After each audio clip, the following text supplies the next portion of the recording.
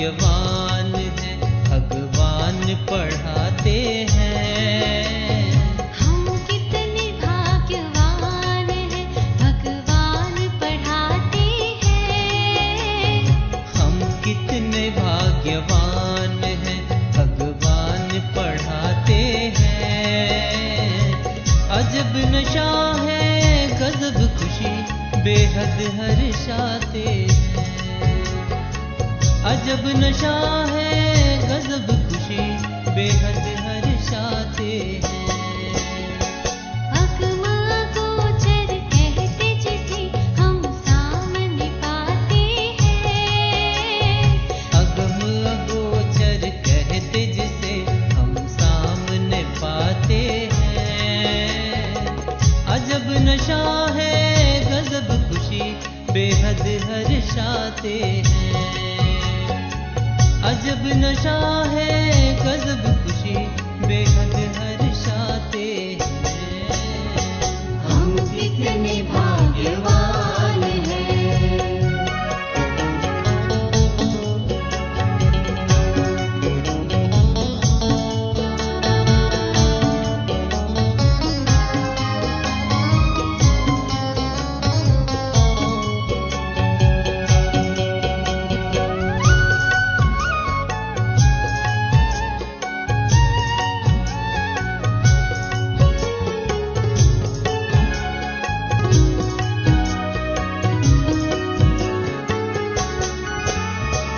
पवित्रता, आनंद, प्रेम के हीरे माणिक मोती, सुख शांति संतोष को पाकर जग गई जीवन ज्योति। पवित्रता, आनंद, प्रेम के हीरे माणिक मोती, सुख शांति संतोष को पाकर जग गई जीवन ज्योति। अविनाशी धन दे सच्चा, धनवान बनाते हैं। अविनाशी धन दे सच्चा, धनवान बनाते हैं। अजब नशा है, गजब खुशी, बेहद हर्षाते हैं। अजब नशा है, गजब खुशी, बेहद हर्षाते हैं। हम कितने भाग्यवान हैं।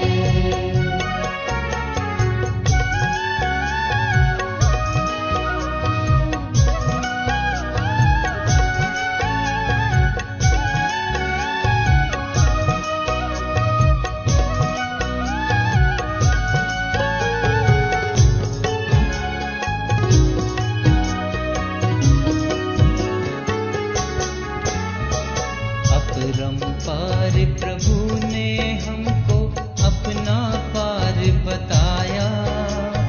वेद शास्त्र सारे ग्रंथों का सारा सार सुनाया। अपरंपार प्रभु ने हमको अपना पार बताया। वेद शास्त्र सारे ग्रंथों का सारा सार सुनाया। ज्ञान के सागर ज्ञानेश्वर महान बनाते हैं। ज्ञान के सागर ज्ञानेश्वर महान बनाते हैं। अजब नशा है, गजब खुशी, बेहद हर्षाते हैं। अजब नशा है, गजब खुशी, बेहद हर्षाते हैं। हम कितने भाग्यवान हैं।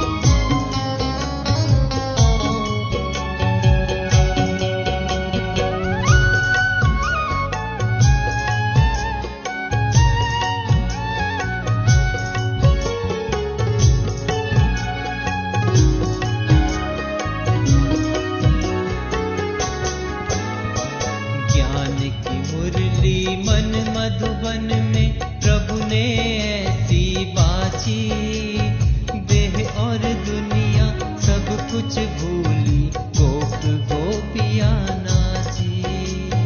ज्ञान की मुरली मन मधुबन में प्रभु ने ऐसी बाची, देह और दुनिया सब कुछ भूली, गोप गोपिया नाची।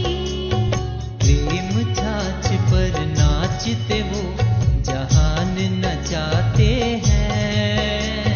प्रेम छाछ पे नाचते वो जहान नचाते हैं। अजब नशा है गजब खुशी, बेहद हर्षाते हैं। अजब नशा है गजब खुशी, बेहद हर्षाते हैं। ओम शांति। दुनिया में लोग अपने पूर्व जन्मों के विकर्मों को विनाश करने के लिए, या कहें कि जो पहले पाप कर्म किए हैं उन पाप कर्मों की सज़ा इस जन्म में ना हमें भुगतनी पड़े, उसके लिए दान करते हैं, पुण्य करते हैं। परंतु कहा जाता है कि सबसे बड़ा दान है ज्ञान दान, क्योंकि जो ज्ञान है ये वो रत्न है जो केवल वर्तमान नहीं अपितु भविष्य में भी मनुष्य आत्मा के काम आते हैं।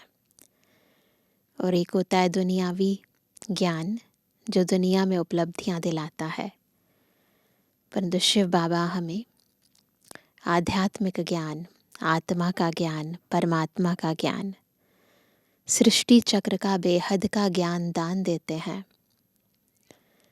जिस ज्ञान धन से आत्मा जन्म जन्मांतर के लिए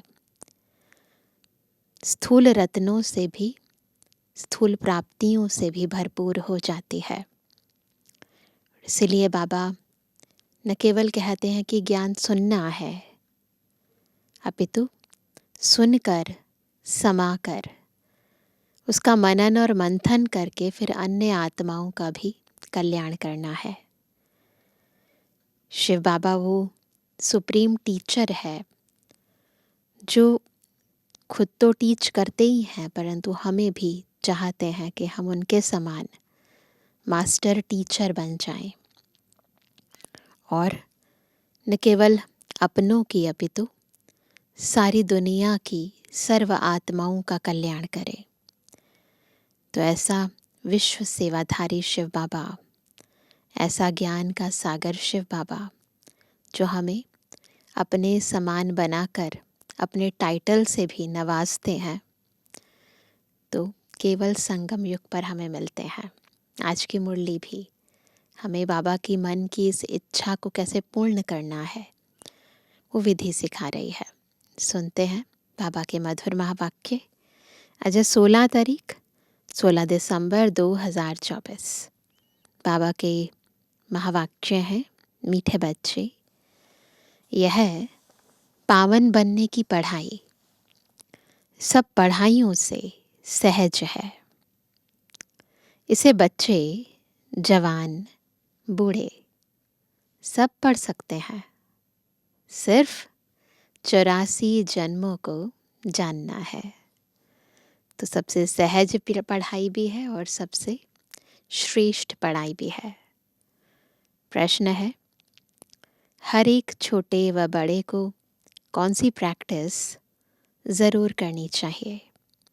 उत्तर है, हर एक को मुरली चलाने की प्रैक्टिस ज़रूर करनी चाहिए, क्योंकि तुम मुरलीधर के बच्चे हो। अगर मुरली नहीं चलाते हो तो ऊंच पद नहीं पा सकेंगे। किसी को सुनाते रहो तो मुख खुल जाएगा। तुम हर एक को बाप समान टीचर ज़रूर बनना है। जो पढ़ते हो वह पढ़ाना है। छोटे बच्चों को भी यह पढ़ाई पढ़ने का हक है। वह भी बेहद के बाप का वर्षा लेने के अधिकारी हैं। तो वंडरफुल है ये स्कूल, या यूँ कहें यूनिवर्सिटी, जहाँ बच्चे भी पढ़ते हैं, बूढ़े भी पढ़ते हैं, जवान भी पढ़ते हैं, पढ़ते भी हैं और पढ़ाते भी हैं। ओम शांति। अभी आती है शिव बाबा की जयंती। उस पर कैसे समझाना चाहिए? बाप ने तुमको समझाया है, वैसे तुमको फिर औरों को समझाना है। ऐसे तो नहीं बाबा जैसे तुमको पढ़ाता है वैसे बाबा को ही सबको पढ़ाना है। शिव बाबा ने तुमको पढ़ाया है, जानते हो, इस शरीर द्वारा पढ़ाया है। बरोबर हम शिव बाबा की जयंती मनाते हैं। हम नाम भी शिव का लेते हैं। वह तो है ही निराकार, उनको शिव कहा जाता है। वो लोग कहते हैं शिव तो जन्म मरण रहित है, उनकी फिर जयंती कैसे होगी? यह तो तुम जानते हो कैसे नंबरवार मनाते आते हैं, मनाते ही रहेंगे। तो उन्हों को समझाना पड़े, दुनिया वालों को शिव जयंती का राज समझाना पड़े। बाप आकर इस तन का आधार लेते हैं।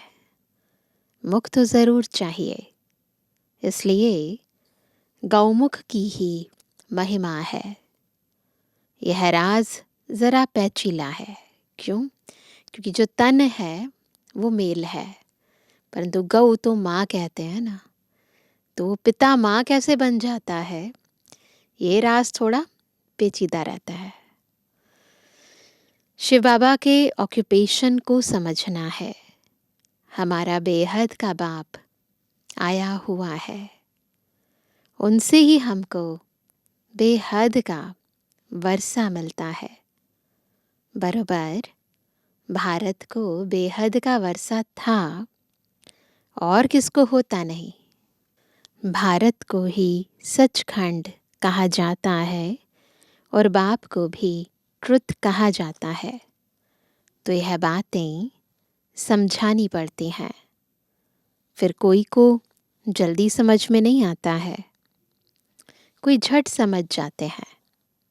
यह योग और एजुकेशन यानी पढ़ाई दोनों खिसकने वाली चीज़ें हैं। उसमें भी योग जास्ती खिसकता है। नॉलेज तो बुद्धि में रहती ही है, बाकी याद ही घड़ी घड़ी भूलते हैं। नॉलेज तो तुम्हारी बुद्धि में है ही कि हम कैसे 84 जन्म लेते हैं। जिनको यह नॉलेज है वही बुद्धि से समझ सकते हैं कि जो पहले पहले नंबर में आते हैं वही 84 जन्म लेंगे। पहले ऊंचते ऊंच लक्ष्मी नारायण को कहेंगे। नर से नारायण बनने की कथा भी नामी ग्रामी है। पूर्णमासी पर बहुत जगह सत्यनारायण की कथा चलती है। अभी तुम जानते हो, हम सचमुच बाबा द्वारा नर से नारायण बनने की पढ़ाई पढ़ते हैं। यह है पावन बनने की पढ़ाई, और है भी सब पढ़ाइयों से बिल्कुल अलग। बिल्कुल अलग है बाबा के पढ़ाने का ढंग भी और पढ़ाई भी। 84 जन्मों के चक्र को जानना है, और फिर यह पढ़ाई सबके लिए एक ही है। बूढ़े बच्चे जवान जो भी हो, सबके लिए एक ही पढ़ाई है। छोटे बच्चों को भी हक है। अगर माँ बाप इन्हों को थोड़ा थोड़ा सिखाते रहें तो टाइम तो बहुत पड़ा है। बच्चों को भी यह सिखाया जाता है कि शिव बाबा को याद करो। तो ये नहीं सोचो कि छोटे हैं बच्चे क्या समझेंगे। नहीं, बाबा कहते बच्चों को भी समझाओ, शिव बाबा को याद करो। आत्मा और शरीर दोनों का बाप अलग अलग है। आत्मा बच्चा भी निराकारी है, तो बाप भी निराकारी है। यह भी तुम बच्चों की बुद्धि में है। वह निराकार शिव बाबा हमारा बाप है, कितना छोटा है। यह अच्छी रीति याद रखना है, भूलना नहीं चाहिए। हम आत्मा भी बिंदी मिसल छोटी हैं। ऐसे नहीं ऊपर जाएंगे तो बड़ी दिखाई पड़ेगी, ऐसा नहीं है। नीचे छोटी हो जाएगी, नहीं, वह तो है बिंदी। ऊपर में जाएंगे तो तुमको जैसे देखने में भी नहीं आएगी। बिंदी है ना, बिंदी क्या देखने में आएगी। इन बातों पर बच्चों को अच्छी रीति विचार भी करना है। हम आत्मा ऊपर से आई है, शरीर से पाठ बजाने। आत्मा घटती बढ़ती नहीं है। ऑर्गन्स पहले छोटे पीछे बड़े होते हैं। अभी जैसे तुमने समझा है वैसे फिर औरों को समझाना है। यह तो ज़रूर है, नंबरवार जो जितना पढ़ा है उतना ही पढ़ाते हैं। सबको टीचर भी ज़रूर बनना है सिखाने लिए। बाप में तो नॉलेज है, वह इतनी छोटी सी परम आत्मा है, सदैव परम धाम में रहते हैं। यहाँ एक ही बार संगम पर आते हैं। बाप को पुकारते भी तब हैं, कब पुकारते हैं? जब बहुत दुखी होते हैं। कहते हैं आकर हमको सुखी बनाओ। बच्चे अब जानते हैं, हम पुकारते रहते हैं, बाबा आकर हमको पतित दुनिया से नई सतयुगी सुखी पावन दुनिया में ले चलो, अथवा वहाँ जाने का रास्ता बताओ। वह भी जब खुद आवे तब तो रास्ता बतावे। वह आएंगे तब जब दुनिया को बदलना होगा। यह बड़ी सिंपल बातें हैं, नोट करना है। बाबा ने आज यह समझाया है, हम भी ऐसे समझाते हैं। ऐसी प्रैक्टिस करते करते मुख खुल जाएगा। जो बाबा में समझाते हैं उसे रिवाइज करना है, रिपीट करना है, फिर मुख खुल जाएगा। तुम मुरलीधर के बच्चे हो, तुम्हें मुरलीधर ज़रूर बनना है। जब औरों का कल्याण करेंगे तब तो नई दुनिया में ऊंच पद पाएंगे। वह पढ़ाई तो है यहाँ के लिए, यह है भविष्य नई दुनिया के लिए। वहाँ तो सदैव सुख ही सुख है। वहाँ 5 विकार तंग करने वाले होते ही नहीं। सतयुग में 5 विकार नहीं होते। यहाँ रावण राज्य अर्थात पराये राज्य में हम हैं। तुम ही पहले अपने राज्य में थे। तुम कहेंगे नई दुनिया, फिर भारत को ही पुरानी दुनिया कहा जाता है। गायन भी है, नई दुनिया में भारत। ऐसे नहीं कहेंगे कि नई दुनिया में इस्लामी बौद्धि, नहीं। अभी तुम्हारी बुद्धि में है, बाप आकर हम बच्चों को जगाते हैं। ड्रामा में पार्ट ही उनका ऐसा है, भारत को ही आकर स्वर्ग बनाते हैं। भारत ही पहला देश है। भारत पहले देश को ही स्वर्ग कहा जाता है। भारत की आयु भी लिमिटेड है। लाखों वर्ष कहना यह तो अनलिमिटेड हो जाता है ना, लिमिटेशन है ना। 5000 वर्ष से ज़्यादा नहीं है। लाखों वर्ष की कोई बात स्मृति में आ ही ना सके।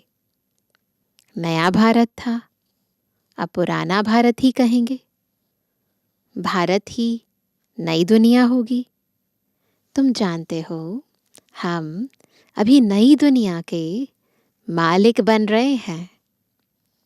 बाप ने राय बताई है, कैसे बन सकते हैं नई दुनिया के मालिक?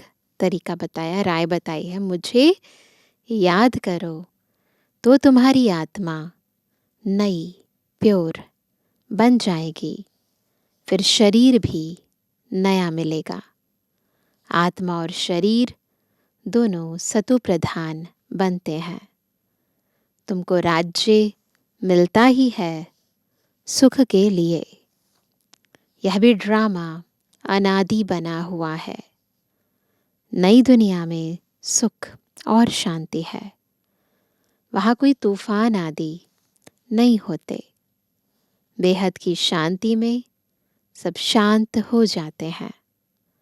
यहाँ है अशांति तो सब अशांत है। सतयुग में सब शांत होते हैं। आत्मा बिल्कुल अपने स्वधर्म में स्थित रहती है। वंडरफुल बातें हैं ना। यह अनादि बना बनाया खेल है। यह है बेहद की बातें। वह हद की बैरिस्ट्री, इंजीनियरी आदि पढ़ते हैं। अभी तुम्हारी बुद्धि में बेहद की नॉलेज है। वह दुनियावी जिस्मानी है ना। ये है आत्मिक परमात्मा का ज्ञान। तो बेहद का ज्ञान है, हद का नहीं है। बॉडी की लिमिटेशन है, सोल की लिमिटेशन नहीं है, अनलिमिटेड है। तो ये अनलिमिटेड के लिए नॉलेज है। एक ही बार बाप आकर बेहद ड्रामा का राज समझाते हैं। आगे तो यह नाम भी नहीं सुना था कि बेहद का ड्रामा कैसे चलता है। हद के ड्रामा तो बहुत हैं, है ना, लेकिन बेहद का ड्रामा, ये संपूर्ण सृष्टि चक्र कैसे चलता है, पता ही नहीं था। अभी समझते हो।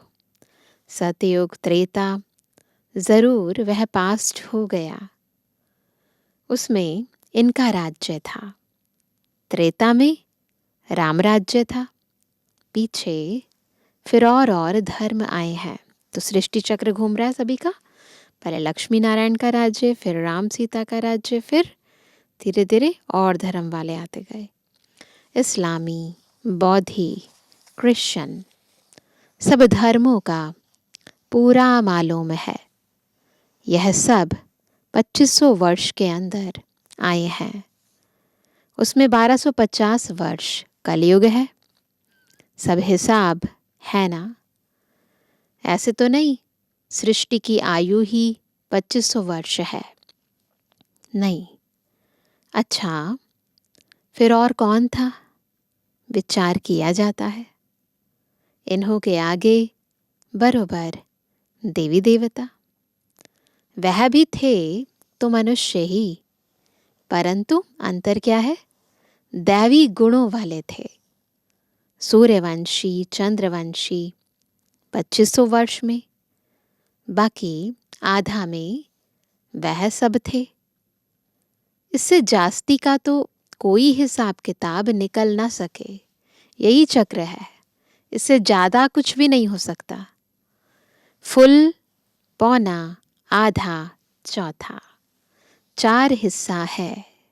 कायदे से टुकड़ा टुकड़ा करेंगे ना। आधे में तो यह है, कहते भी हैं सतयुग में सूर्यवंशी राज्य, त्रेता में चंद्रवंशी राम राज्य। यह तुम सिद्ध कर बतलाते हो। तो ज़रूर सबसे बड़ी आयु उनकी होगी जो पहले पहले सतयुग में आते हैं। ऑटोमेटिकली ना, सतयुग में आत्मा पावरफुल होती है, आयु ज़्यादा होती है। कल्प ही 5000 वर्ष का है। वो लोग 84 लाख योनियां कह देते हैं, तो कल्प की आयु भी लाखों वर्ष कह देते हैं। तो शास्त्रों में जो लिखा है लाखों वर्ष का कल्प और फिर 84 लाख योनियां, तो ऐसा तो कुछ है नहीं, कोई माने भी नहीं, इतनी बड़ी दुनिया हो भी ना सके तो बाप बैठ समझाते हैं, वह सब है अज्ञान और यह है ज्ञान। ज्ञान कहाँ से आया यह भी किसको पता नहीं है। ज्ञान का सागर तो एक ही बाप है, वही ज्ञान देते हैं मुख से, कहते हैं गौ मुख। इस गौ माता से तुम सबको एडॉप्ट करते हैं। यह थोड़ी सी बातें समझने में तो बहुत सहज हैं, एक रोज समझाकर फिर छोड़ देंगे तो बुद्धि फिर और बातों में लग जाएगी। तो कंटिन्यूटी बनाना बहुत ज़रूरी है। थोड़ा भी बीच में गैप किया ना तो बुद्धि बिल्कुल पारे मिसल इधर उधर भटकने लग जाएगी। स्कूल में एक दिन पढ़ा जाता है या रेगुलर पढ़ना होता है? रेगुलर पढ़ते हैं ना। नॉलेज एक दिन में नहीं समझी जा सकती है। एक दिन में कोई भी ज्ञान समझ में नहीं आ सकता है। इसलिए बाबा ने कहा नॉलेज एक दिन में नहीं समझी जा सकती है। बेहद का बाप हमको पढ़ाते हैं तो ज़रूर बेहद की पढ़ाई होगी। बेहद का राज्य देते हैं। भारत में बेहद का राज्य था ना। यह लक्ष्मी नारायण बेहद का राज्य करते थे। किसको यह बातें स्वप्न में भी नहीं है ना। ये बातें हम ही करते हैं, बाकी तो सपने में भी कोई सोच नहीं सकता।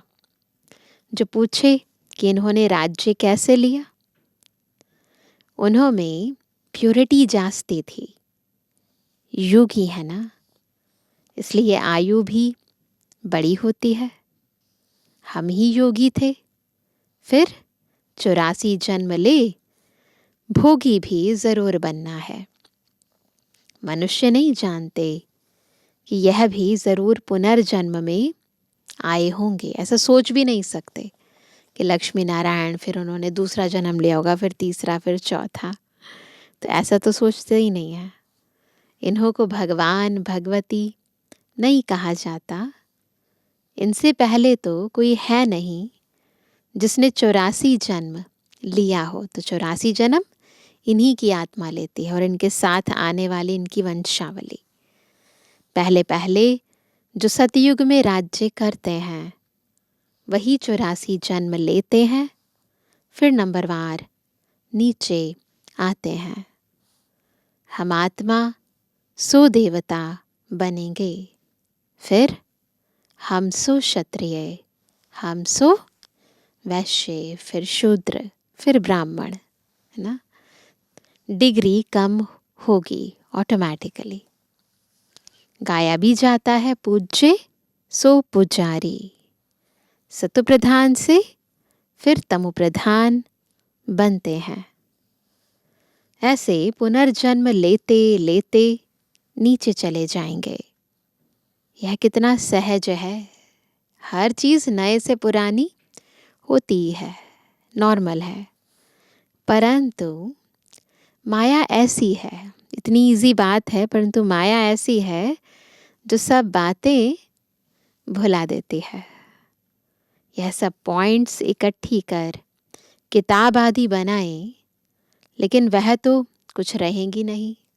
फिर भी बनाई है ना। यह टेम्परेरी है। बाप ने कोई गीता नहीं सुनाई थी। बाप तो जैसे अब समझा रहे हैं ऐसे समझाया था। यह वेद शास्त्र आदि सब बाद में बनते हैं। यह सब होल लॉट जो है विनाश होगा तो यह सब जल जाएंगे। सतयुग त्रेता में कोई पुस्तक होता नहीं, वहाँ कोई पुस्तक नहीं होती। फिर भक्ति मार्ग में बनते हैं, कितनी चीज़ें बनती हैं, है ना। कितनी पुस्तकें बनती हैं, रीति रस्म रिवाजें हैं, तो उनके लिए अलग अलग चीज़ें बनती हैं। व्रत रखते हैं, नियम करते हैं, अनेक तरह की पूजा अर्चना करते हैं, उसकी कितनी सामग्री बैठकर बनाते हैं, तो कितनी चीज़ें बनती हैं। रावण को भी बनाते हैं, परंतु बेसमझी से, कुछ भी बता नहीं सकते। बाप समझाते हैं। यह हर वर्ष बनाते हैं और जलाते हैं। जरूर यह बड़ा दुश्मन है, परंतु दुश्मन कैसे है, क्या किया है इस दुश्मन ने हमारा, यह कोई नहीं जानते। वह समझते, क्या समझते हैं रावण ने क्या किया, सीता चुरा ले गए, इसलिए शायद दुश्मन है। ऐसा तो कुछ है नहीं। राम की सीता को चुरा ले जाए तो बड़ा डाकू हुआ ना। कभी चोरी की, त्रेता में कहीं, वह त्रेता के अंत में पूछ रहे हैं बाबा, कब चोरी की उसने सीता, त्रेता में की थी, उसके एंड में की थी। इन बातों पर भी विचार किया जाता है। कभी चोरी होनी चाहिए, मतलब कब चोरी करनी चाहिए, कब हम अपने आप को भूल गए, कब हम विकारों के वशीभूत हो गए, है ना। कौन से राम की सीता चोरी हुई, वो राम कौन था। राम सीता की भी राजधानी चली है क्या, एक ही राम सीता चले आए हैं क्या, तो थोड़ा सा बैठकर विचार करना चाहिए। यह तो शास्त्रों में जैसे एक कहानी लिखी हुई है, विचार किया जाता है। कौन सी सीता, 12 नंबर होते हैं ना राम सीता, है ना, 12 गद्दियाँ चलती है ना, राम सीता 1 2 3 4 5 6 7 8 9 10 11 12। तो कौन सी सीता को चुराया, ये भी सोचना चाहिए। जरूर पिछाड़ी का होगा, एंड वाला होगा। यह जो कहते हैं राम की सीता चुराई गई, अब राम के राज्य में सारा समय एक का ही राज्य तो नहीं होगा, जरूर डिनाइस्टी होगी। तो कौन से नंबर की सीता चुराई, यह सब बहुत समझने की बातें हैं। तुम बच्चे बड़ी शीतलता से किसी को भी यह सब राज समझा सकते हो कि कौन से राम की सीता चुराई गई ना। बाबा है राम और हम आत्माएं हैं उस राम की सीताएं। तो रावण के वश कब हो गई, है ना। ये सब बातें बहुत ही खोल कर इन कहानियों के भावार्थ को समझाना बहुत ज़रूरी है। तो बाबा कहते हैं, बाप समझाते हैं, भक्ति मार्ग में मनुष्य कितना धक्का खाते खाते दुखी हो गए हैं। जब अति दुखी होते हैं तब क्या करते हैं, तब रड़ियाँ मारते हैं। बाबा इस दुख से छुड़ाओ। रावण तो कोई चीज़ नहीं है ना, कोई ऐसी चीज़ नहीं है, कोई व्यक्ति नहीं है। तो रावण तो कोई चीज़ नहीं है ना।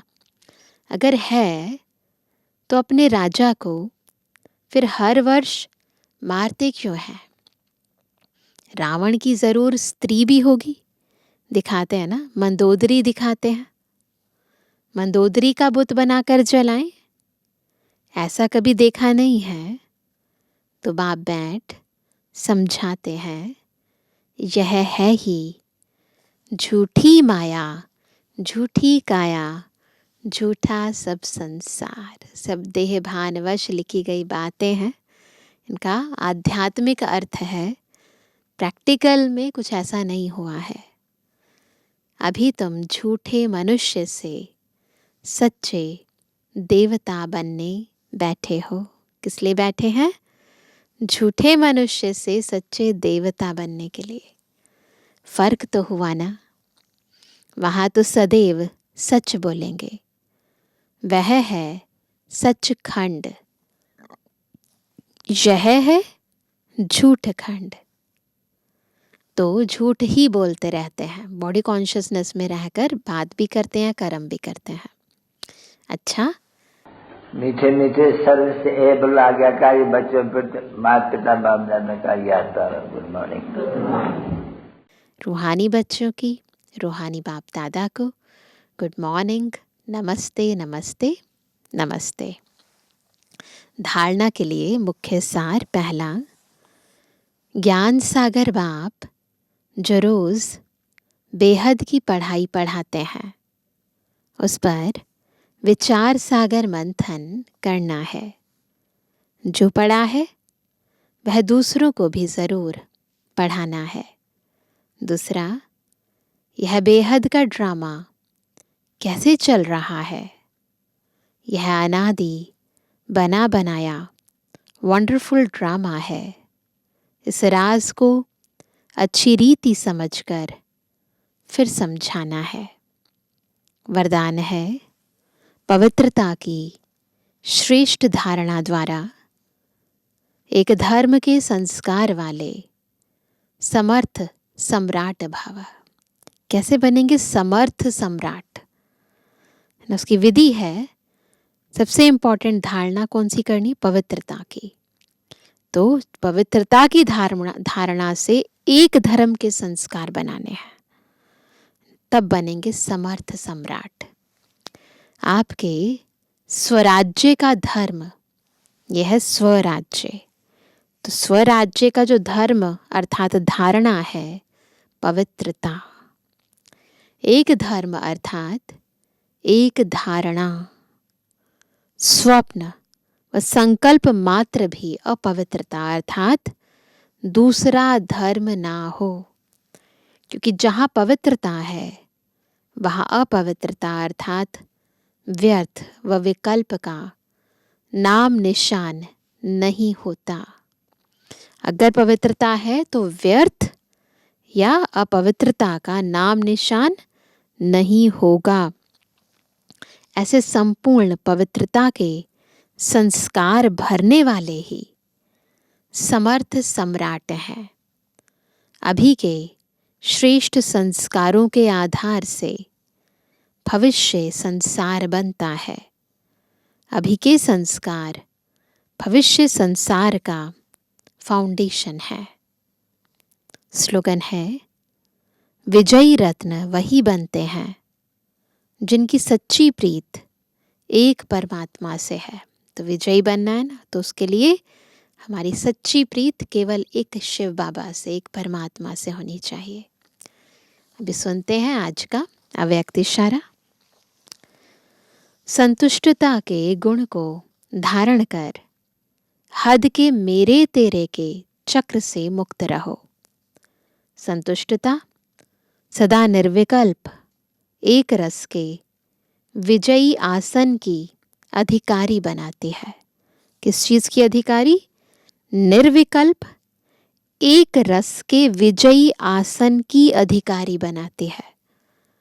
संतुष्ट मणियां सदा बाप दादा के दिल तख्त नशीन सहज स्मृति के तिलकधारी, बाबा के दिल तख्त पर बैठने वाली सदा स्मृति के तिलकधारी, सदा जो बाबा ने सम्मान दिए हैं, जो स्मृतियां दिलाई हैं, उनकी स्मृति की स्थिति में रहने वाली, तो तिलकधारी विश्व परिवर्तन की सेवा के ताजधारी बन।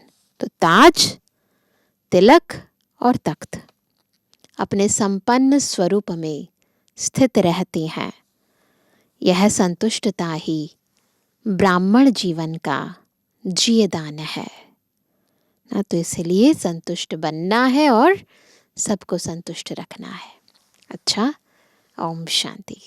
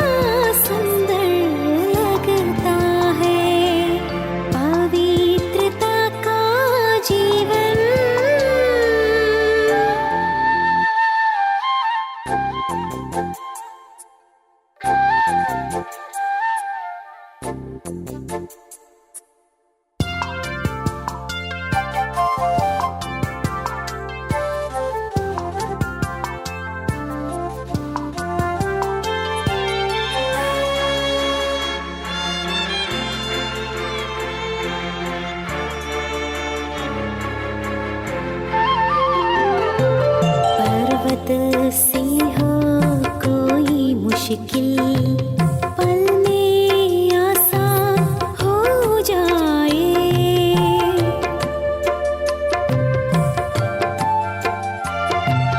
ये पल है ऐसा जो एक पल में लाखों के भाग्य जगा जाए। शीतल शीतल किरणें किरणें मन में आनंद भरता है।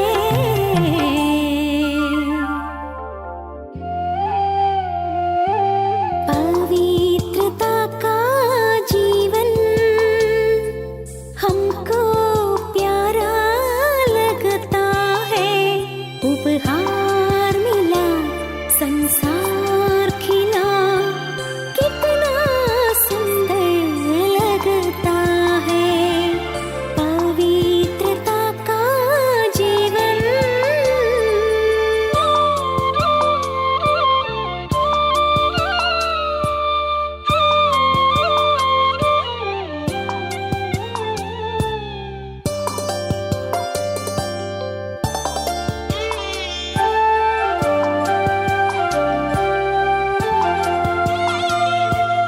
इतना सुहाना भाग्य मिला मिला है हमको प्राणों का प्राण।